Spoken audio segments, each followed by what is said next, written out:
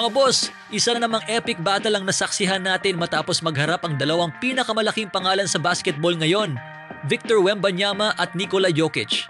Tara pag-usapan natin to. Sa laban ng France at Serbia, lahat ng mata nakatutok sa dalawang superstar. At unang nagpakita ng kanyang magic si Nikola Jokic na parang walang hirap kung maglaro.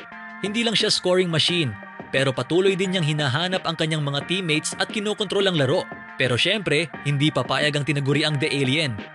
Dito na nagpakita si Wemby ng kanyang napakahabang wingspan at defensive ability. Nang subukan ni Jokic na umatake sa loob, biglang umangat si Wembanyama at block. Grabe! Kahit ang isa sa pinakamahirap bantayan na player sa mundo, napigilan ni Wemby. Pero hindi doon natapos ang laban. Patuloy na lumaban ang Serbia at France hanggang sa final minutes. At sa huli, Serbia ang nagwagi, 90-87.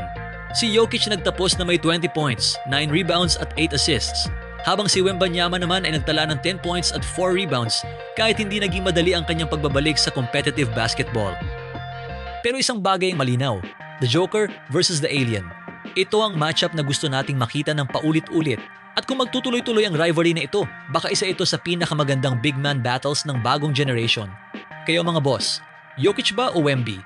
Sino ang mas pipiliin ninyo sa isang one-on-one battle? I think the more important it is from a confidence standpoint. You could know that you won this game and Rudy goes in and just hammers it.